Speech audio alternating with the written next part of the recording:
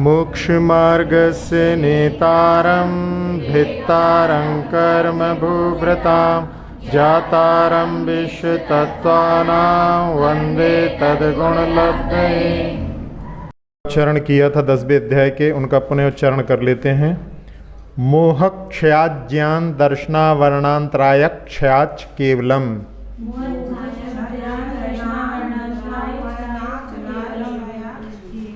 बंध हेतु भाव निर्जराभ्याम कृत्स्न कर्म विप्र मोक्षो मोक्षः।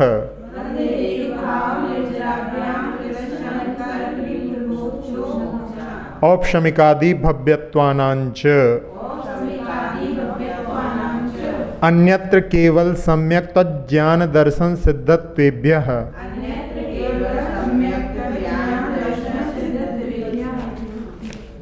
तदनंतर मूर्ध्वं गच्छत्या लोकांतात्। हाँ, कल अपने 5 सूत्र का उच्चारण किया था।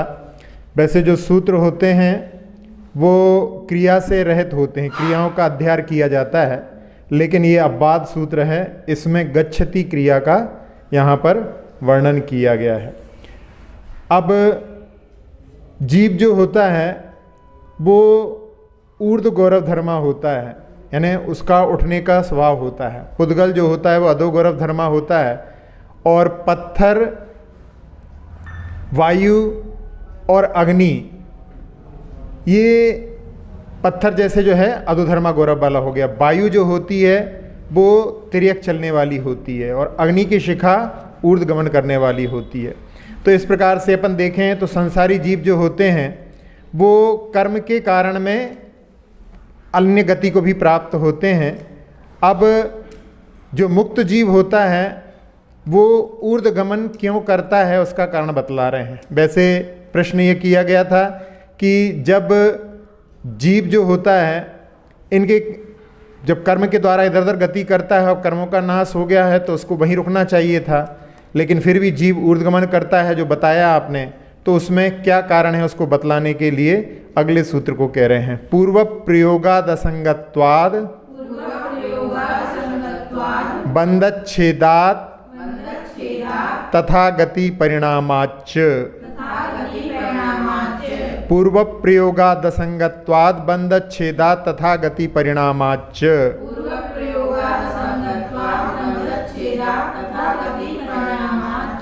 हाँ, पूर्व के प्रयोग से, पूर्व संस्कार के प्रयोग से, फिर कर्म के संग से रहित होने के कारण, फिर बंध का नाश होने से और ऊर्ध्वगमन का स्वभाव होने से मुक्त जीव का ऊर्ध्वगमन होता है। तो जैसे अभी बताया था कि जो संसारी जीव होते हैं वो कर्मों के कारण में अन्य गतियों में भी, यानी कहीं भी टेढ़े आड़े भी जा सकते हैं, और जिसमें कि संसारी जीवों की कर्म के कारण में अधा भी गति हो जाती है, तिरछे भी जा सकते हैं, ऊपर भी होती है देव आदि में। परंतु जो क्षीण कर्मा हैं उनकी गति स्वभाव से ऊर्ध्वी होती है, तो उनको बिना उदाहरण के समझना मुश्किल है। इसलिए उनको दृष्टांत के माध्यम से समझाने के लिए अगले सूत्र का अवतार होता है। आविद्य कुलाल चक्रवत व्यपगत लेपा लाबू बदे रंड बीज। हाँ, लांबू नहीं है, लाबू है, बिंदी नहीं है, उसको अलाबू होता है। व्यपगत लेपा लाबू बदे रंड बीज बदग्नि सिखावच्च।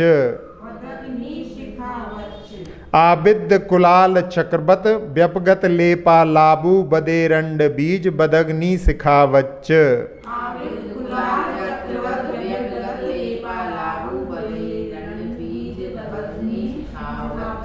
हाँ, इसमें 4 जो पहले कारण दिए थे उन चारों का ही यहाँ पर उदाहरण दे रहे हैं।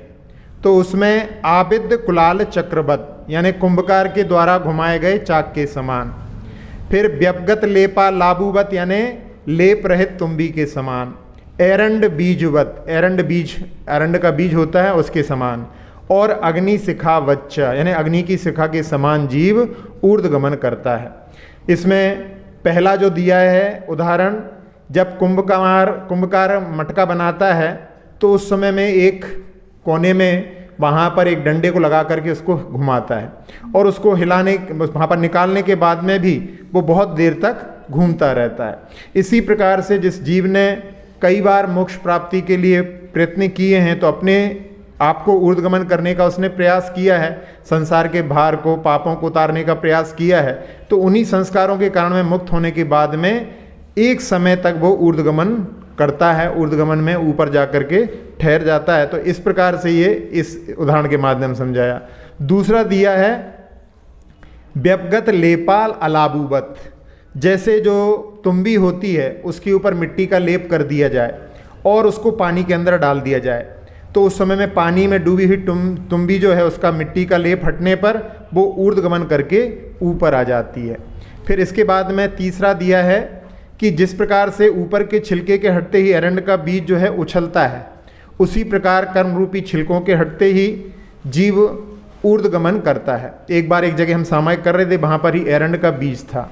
सामायिक करते करते चट चट की आवाज़ आई तो हमें समझ में नहीं आया पहले, लेकिन एक बार वो बीज उछल करके सामने ही आकर के गिरा, तब हमें समझ में आया कि आचार्यों ने ये रचनाएं, चूँकि वन में रहते थे पहले और उस समय में वहाँ पर उनके लिए प्राकृतिक जगह में ऐसे उदाहरण देखने के लिए मिल जाते थे, इसलिए उन्होंने यहाँ पर एरंड बीजवत जो कहा है, उसमें एरंड का जो बीज रहता है वो फूटता है सूखने पर, तो जब जैसे ही खुलता है तो बीज वहाँ पर ऊपर उछलता है। तो इसी प्रकार से यहाँ पर दिया है।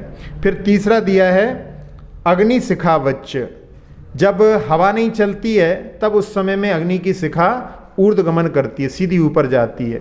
जब उस समय में हवा चलती है तो भली वो टेढ़ी आड़ी भी हो जाती है। इसी प्रकार से जब कर्म का प्रभाव रहता है तब उस समय में आत्मा वहाँ पर अधोगति भी कर लेती है, तिरछी भी चली जाती है, लेकिन जब कर्मों का प्रभाव हट जाता है, कर्म रूपी हवा हट जाती है, तो स्वभाव से ही वहाँ पर ऊर्ध्वगमन करती है।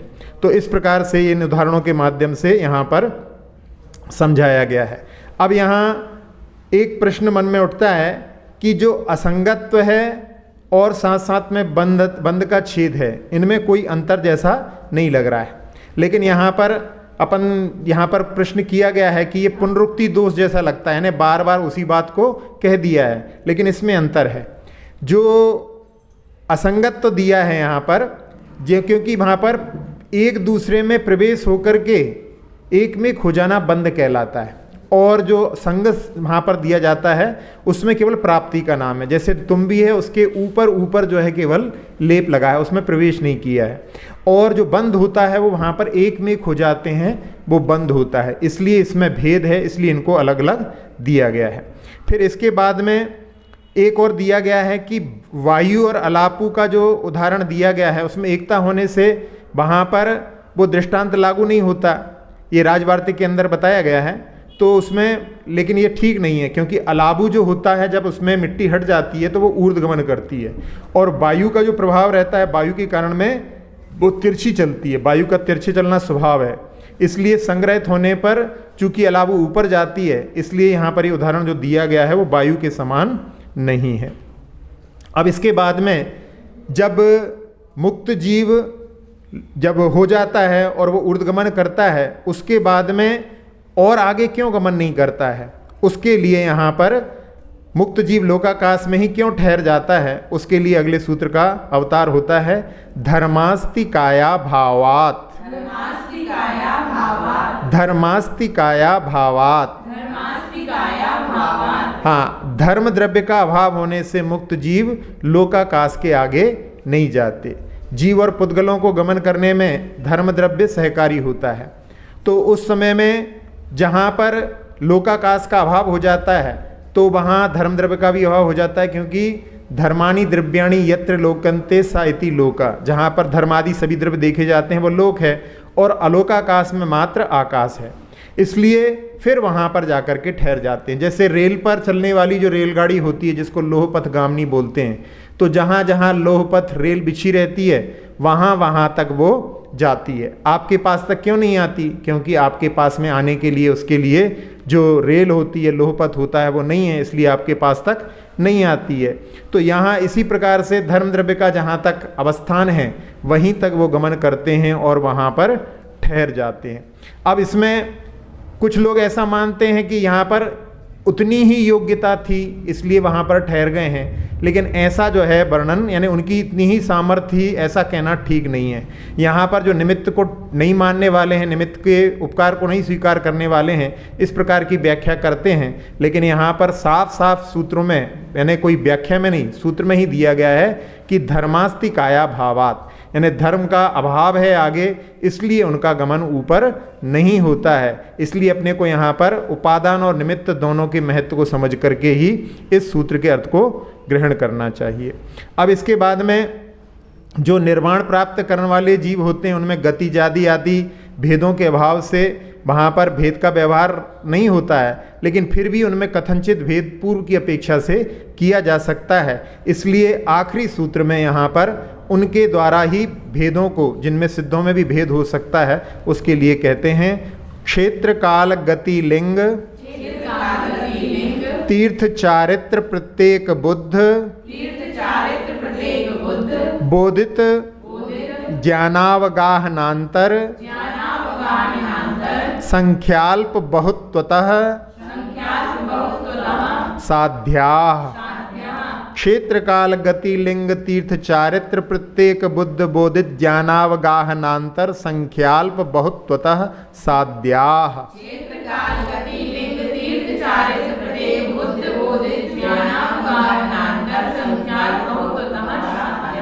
हाँ, इतने अनूक द्वारों के माध्यम से यहाँ पर उनमें वहाँ पर उनके भेदों को सिद्ध कर सकते हैं, यानी साध्य कर सकते हैं। तो क्षेत्र को लेकर के काल गति लिंग तीर्थ चारित्र प्रत्येक बुद्ध बोधित बुद्ध ज्ञान अवगाहना अंतर संख्या और अल्भौत, इन अनुयोग द्वारों के माध्यम से सिद्धों में भेद सिद्ध करना चाहिए। अब इसमें सबसे आखिरी सूत्र जो है, ये तत्वार सूत्र का सबसे आखिरी सूत्र है, इसमें सबसे आखिरी में साध्या दिया है।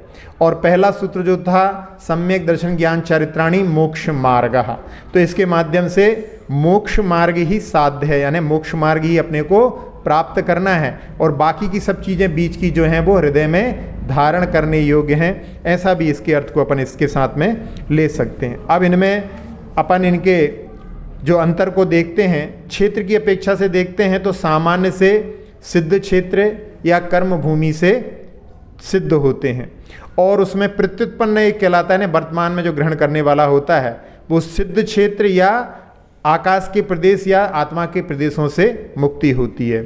और भूत प्रज्ञापन नय की अपेक्षा से देखें तो 15 कर्म भूमियों से सिद्धि होती है, क्योंकि कर्म भूमि से ही मुक्ति की प्राप्ति होती है।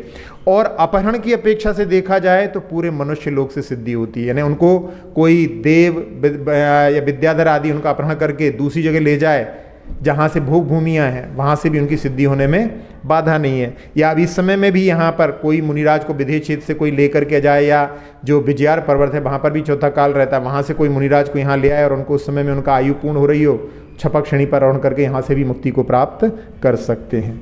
फिर काल की अपेक्षा से देखा जाए तो उत्सर्पणी और अवसर्पणी के काल में मुक्ति होती है, और वर्तमान ग्राही नय की अपेक्षा से तो एक समय में मुक्ति होती है, जो आखिरी समय में कर्मों का नष्ट होता है उससे मुक्ति होती है। और दुष्मा सुषमा काल में, यानी अपन क्योंकि चौथा काल यदि अपन बोलेंगे तो चौथा काल अवसर्पणी की अपेक्षा से चौथा होता है, लेकिन उत्सर्पणी की अपेक्षा से तीसरा होता है, इसलिए यहाँ पर दुष्मा सुषमा काल में या दुष्मा सुषमा काल में जन्मे हुए दुष्मा काल में भी मुक्ति को प्राप्त हो सकते हैं, क्योंकि भगवान महावीर के बाद में जो 2 केवली मुक्ति को प्राप्त हुए हैं वो चौथे काल में जन्मे थे, और बाद में उन्होंने चौथे काल खत्म होने के बाद में मुक्ति को प्राप्त किया, पंचम काल में मुक्ति को गए। और अपहरण की अपेक्षा से सभी कालों में, ये हो ही गया काल की क्षेत्र की अपेक्षा से था, इसी प्रकार से सभी कालों में मुक्ति हो सकती है। और जब हुंडाव सर्पणी रहता है तो उसमें सुषमा दुष्मा के अंत काल में भी वहाँ पर मुक्ति हो सकती है। जैसे महावीर आदिनाथ भगवान जो थे वो तीसरे काल में ही मुक्ति को प्राप्त हो गए। गति की अपेक्षा से देखा जाए तो मनुष्य गति या सिद्ध गति में ही सिद्धि होती है, और प्रत्युत्पन्न नय की अपेक्षा से देखा जाए तो वर्तमान में मनुष्य गति की अपेक्षा से, और इसमें पूर्व भाव की अपेक्षा से देखा जाए भूत प्रज्ञापन नय की अपेक्षा से, तो चारों गति से आया हुआ जीव सिद्ध हो सकता है। इसमें एकांतर गति से तो यानी एक के अंतर से, वर्तमान में तो मनुष्य हैं लेकिन पूर्व में वो अन्य चारों गति से आकर के मुक्त हो सकते हैं, तो एकांतर गति की अपेक्षा से तो चारों गति से, और अनंतर यानी उसमें केवल मनुष्य गति से ही मुक्ति की प्राप्ति हो सकती है। अब इसमें त्रियंच गति से आकर के मुक्ति होने का उदाहरण है सियार, जिसने रात्रि में पानी का त्याग किया था वो मर करके मनुष्य बना और उसी भव से मुक्ति को प्राप्त हो गया। फिर त्रियंच गति के बाद में मनुष्य गति से तो ग्वाला, सुदर्शन सेठ पूर्व में ग्वाला थे, मर करके सुदर्शन सेठ बने और उस भव से मुक्ति को प्राप्त हो गए। नरक गति से अगले भव में जो 24 तीर्थंकर में प्रथम तीर्थंकर आएंगे, महापद्म नाम के तीर्थंकर, वो अभी इस समय में नरक में है, तो वो राजा क्षणिक का जीव अभी नरक से आकर के तीर्थंकर बनेगा। और इस बार की जो चतुर्विंशति थी उसमें पूरे के पूरे 24 तीर्थंकर स्वर्ग से आए थे। तो इस प्रकार से यहाँ से आने के बाद में मुक्ति को प्राप्त होते हैं। लिंग की अपेक्षा से अवेद से या तीनों वेदों से मुक्ति होती है। तीनों वेद यहाँ पर भाव वेद की अपेक्षा से है, और प्रत्युत्पन्न न्याय की अपेक्षा से अवेद से ही मुक्ति होती है, क्योंकि जब मुक्ति होती है उस समय में वेद को पहले ही नष्ट कर चुके होते हैं। और निर्ग्रंथ लिंग से मुक्ति होती है। फिर भूत प्रज्ञापन न्याय की अपेक्षा से देखें तो तीनों लिंगों से, द्रव्यवेद की अपेक्षा से। और उत्सर्ग की अपेक्षा से देखा जाए तो कोई यानी किसी महाराज के ऊपर यदि उपसर्ग किया हुआ है तो उस समय में भी वहाँ पर मुक्ति होने में कोई बाधा नहीं है। तो इस प्रकार से वहाँ पर ये पुरुष लिंग की अपेक्षा से ये भी ले सकते हैं, सग्रंथ अवस्था भी। फिर तीर्थ में कोई तीर्थंकर बनकर के मुक्त होते हैं और कोई सामान्य केवली बनकर के मुक्त होते हैं, ऐसा भी होता है। और कोई तीर्थंकर के सद्भाव में मुक्त होते हैं और कोई तीर्थंकर के अभाव में मुक्त होते हैं। तो इस प्रकार से भी उनको अपन उनमें अंतर कर सकते हैं।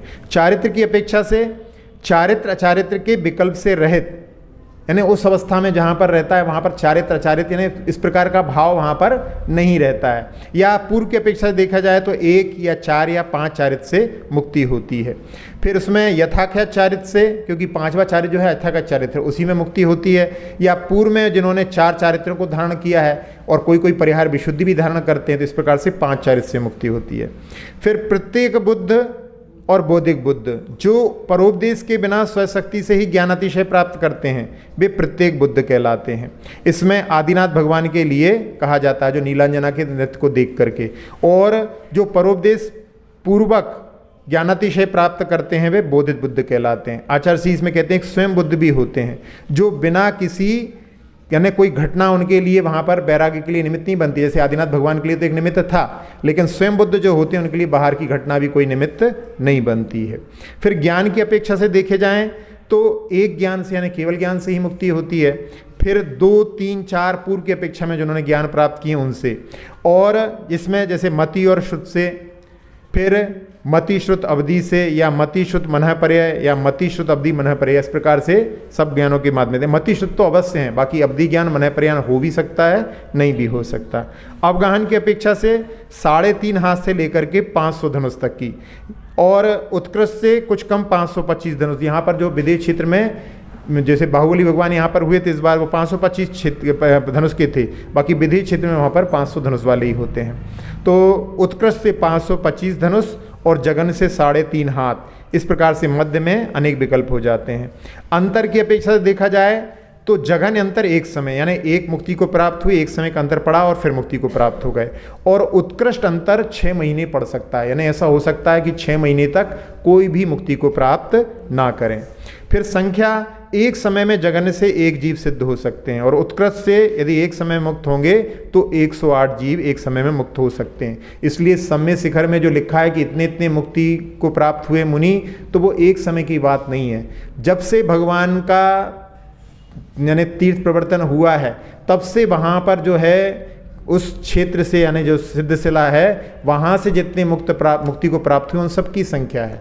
इसलिए उस संख्या में लोगों को विकल्प जो होता है उसका इस प्रकार से निराकरण हो सकता है। अब अनुयोग द्वार में आ रहा है अल्प बहुत्व। अब आपस में इनकी तुलना करना है। तो सिद्ध क्षेत्र से सिद्ध होते हैं इसलिए अल्पहुत नहीं है, लेकिन अपन पूर्व की अपेक्षा से वहाँ पर लगाएंगे तो उसमें ऊर्ध्वलोक में सबसे कम सिद्ध होते हैं।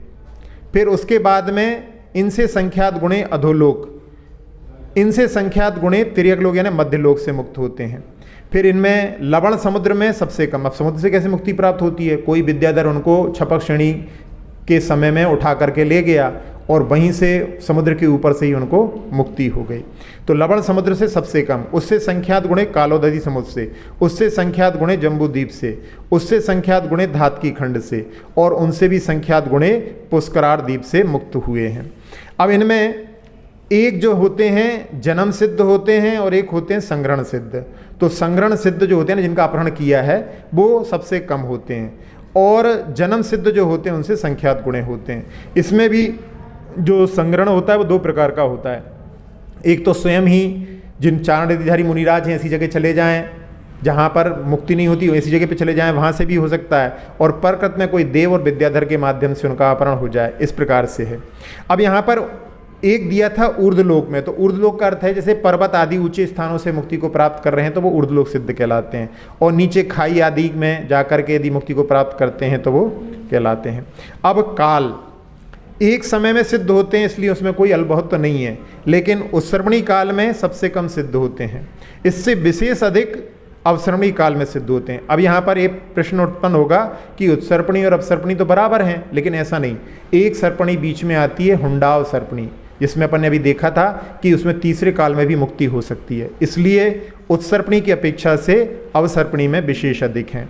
और इनसे संख्यात गुणे उत्सर्पणी अवसर्पणी से रहित विदेश क्षेत्र में, क्योंकि वहाँ पर उत्सर्पणी अवसर्पणी नहीं होती है, विदेश क्षेत्र में वहाँ से उनसे जहाँ पर संख्यात गुणे मुक्ति को प्राप्त होते हैं। गति की अपेक्षा से देखा जाए तो सभी सिद्ध गति में ही सिद्ध होते हैं, इसलिए कोई अलबहुत तो नहीं है, लेकिन पूर्व की अपेक्षा से देखा जाए तो त्रियंज गति से आकर मनुष्य होकर सिद्ध हुए सबसे कम है।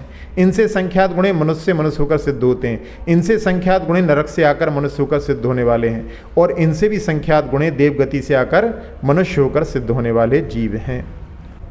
लिंग की अपेक्षा से अवेद अवस्था में मुक्ति होती है, इसलिए अलबहुत नहीं है, लेकिन यदि पूर्व की अपेक्षा से देखा जाए तो सबसे कम नपुंसक वेद से सिद्ध होने वाले हैं, उनसे संख्यात गुणे स्त्रीलिंग से सिद्ध होने वाले हैं, और उनसे संख्यात गुणे पुरुष लिंग से सिद्ध होने वाले हैं। ये सब भाव वेद की अपेक्षा से, द्रव्य वेद से तो सभी पुरुष ही होते हैं।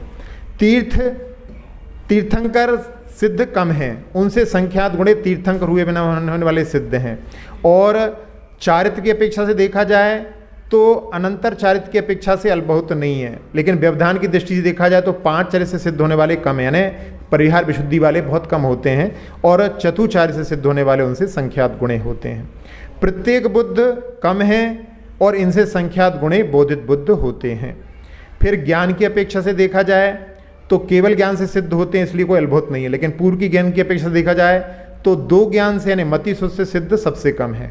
इनसे 4 ज्ञान वाले संख्यात गुणे हैं, इनसे 3 ज्ञान वाले होने वाले उनसे भी संख्यात गुणे हैं। अब अपन में ज्ञान की अपेक्षा से देखा जाए तो सबसे कम होते हैं मति श्रुत मनः पर्याय वाले, इससे ज़्यादा होते हैं मति श्रुत वाले, ये जो होते हैं संख्यात गुणे होते हैं। इनसे भी संख्यात गुणे मति श्रुत अवधि मनः पर्याय वाले, और इनसे भी संख्यात गुणे मति श्रुत अवधि वाले, यानी अवधि ज्ञान जिन सिद्ध बनते हैं उनमें सबसे ज़्यादा अवधि ज्ञान वाले रहते हैं।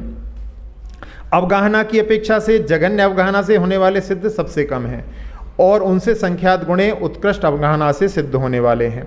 अब इनमें भी जो जघन्य से बता दिया सबसे कम है और उत्कृष्ट के सबसे बता दिया, अब मध्यम अवगाहना देखा जाएगा तो वो उनसे संख्यात गुणे हो जाएंगे, और उसमें जघन्य के पास वाले यानी आधे से नीचे वाले जो हैं वो उनसे भी संख्यात गुणे रहेंगे, और आधे से ऊपर वाले जो रहेंगे वो उनसे भी विशेष अधिक रहेंगे।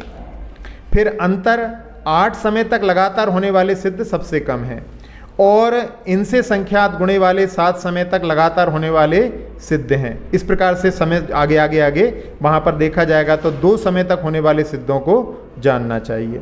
अब संख्या की अपेक्षा से एक साथ में 108 मुक्ति प्राप्त हो सकते हैं, तो 108 यानी 108 होने वाले सबसे कम हैं।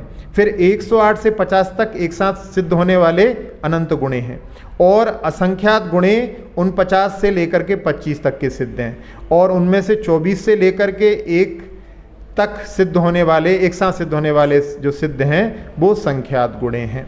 इस प्रकार से तत्वार सूत्र के 10वें अध्याय का आखिरी सूत्र का व्याख्यान यहाँ पर पूर्ण हुआ। अब अपन इस तत्वार सूत्र के इन सूत्रों का पुनः जो है एक बार उच्चारण कर लेते हैं 10वें अध्याय के, जिसमें केवल मात्र 9 सूत्र हैं। मोह क्षयाज्ञान दर्शनावर्णांतराय क्षयाच केवलम, बंध हेतु भाव निर्जराभ्याम कृत्स्न कर्म विप्र मोक्षो मोक्षः।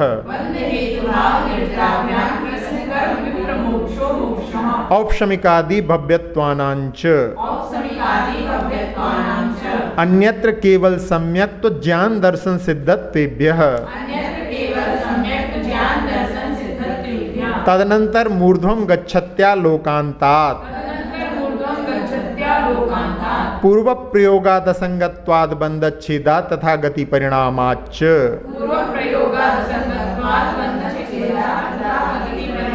आविद्ध कुलाल चक्रवत व्यवगत लेपा लाभु बदेरंड बीज वदग्नि सिखावच्च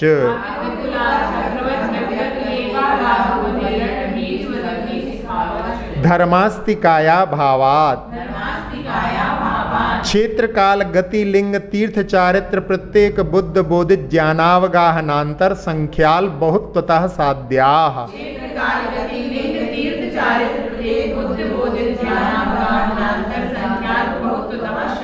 इति तत्वार सूत्रे मोक्ष शास्त्रे दशमोऽध्यायः। नमो नमः। अक्षर पद मात्रा से दूषित वचन अगर मम हीन रहे और प्रमाद कषाय के वश में सम्यक अर्थ विलीन किए, जिन वाणी माता मेरी उन सब त्रुटियों को क्षमा करें, दे आशीष शीघ्र हम सबको केवल लब्धि रमा मिले, प्राप्त हमें हो बोधि समाधि परिणामों की शुद्धि हो, निज आत्म उपलब्ध हमें हो शाश्वत सुख की सिद्धि हो, चिंतित वस्तु दात्री माता चिंतामणि उपमा भाति, करूं वंदना पूर्ण विनय से चरण रखूं मैं ये पाती, कर जिन वाणी स्तुति तन की ममता टार, महामंत्र का जाप अब सभी जपें नब बार।